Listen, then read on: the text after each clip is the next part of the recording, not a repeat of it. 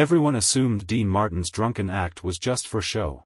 The swaying walk, the slurred words, the glass of scotch that was often just apple juice, it let him play the fool, the harmless entertainer who could say anything and get away with it. But one cold, neon-lit winter night in 1964, that glass became more than a prop. It became a shield and a weapon. The Sands Hotel and Casino was the center of the universe. If you were inside, you mattered. That Tuesday night, the Copa room was thick with cigarette smoke, expensive perfume, and an almost tangible hum of power. High rollers, mob associates, politicians, and tourists hoping for a glimpse of magic filled every table. Dean was on stage, effortless as ever, halfway through That's Amore, teasing the audience, pretending to forget the lyrics, making women swoon and men laugh. Everything felt perfect. In the shadows, weaving silently between tables, was Elena. She wasn't famous. She wasn't rich. She was 23, invisible to most, exhausted, her feet bleeding inside cheap shoes, yet smiling because she had no choice. At home, her 2-year-old son slept under the care of a neighbor she could barely afford.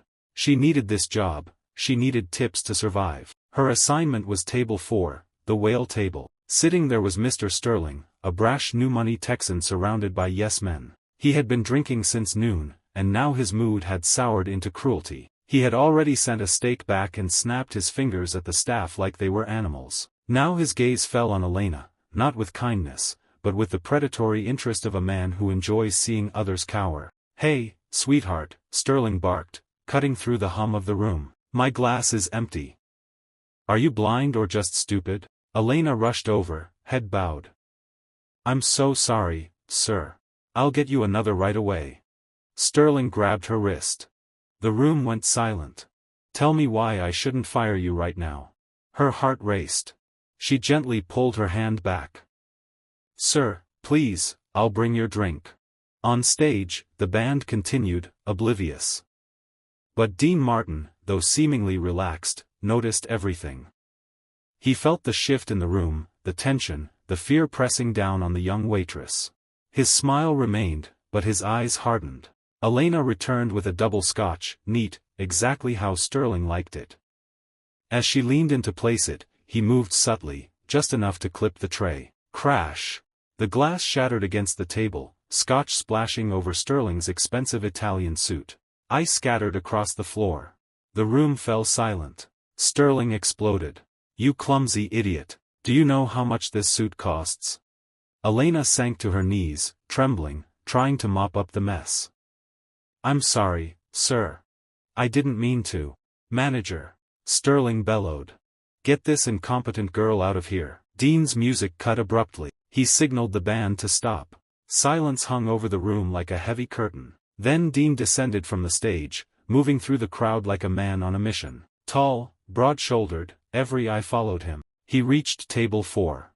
Sterling expected a joke, a laugh, maybe a drink bought in compensation. That wasn't Dean Martin's way tonight. Dean gently lifted Elena to her feet. "Stand up, sweetheart," he said softly. "You don't bow to him. You don't bow to anyone."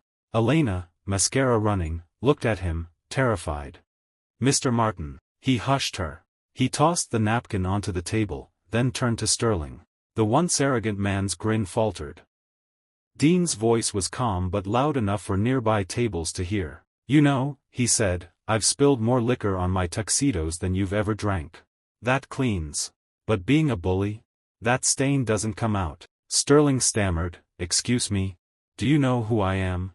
"I could." "You can buy the hotel," Dean interrupted, stepping closer, "but you can't buy class. And you certainly can't buy the right to treat a lady like dirt in my room." Sterling's arrogance drained. Dean leaned in just enough to whisper, 5 seconds. Sterling went pale, his pride crumbling. He backed away, silent, defeated. Dean turned to Elena, still shaking. "What's your name?" "Elena," she whispered. Dean reached into his pocket, not for his wallet, but for a thick roll of $100 bills. "Buy yourself a new dress. Something nice for your kid." Thousands of dollars pressed into her hand, more than she earned in a year. "I can't," she began. "You can," Dean said, flashing the smile that made the world feel right again. He returned to the stage, lifted his drink, apple juice, and with a wink said, "Now, where were we?" The music restarted, the band swung back into rhythm, and the show went on. Elena went home safely, escorted by security, with the money that changed her life. She went to nursing school, built a future, raised her son. And for decades, the world wondered what Dean whispered to Sterling to turn a raging bully into a frightened man. The answer? Dean had seen the truth, the predator, the injustice, the cruelty, and he stopped it. He didn't need violence. He didn't need threats. He just saw, and he acted. In a city of illusions, that night, Dean Martin showed the world what real cool truly was, standing up for the vulnerable, defending dignity, and acting with courage and kindness.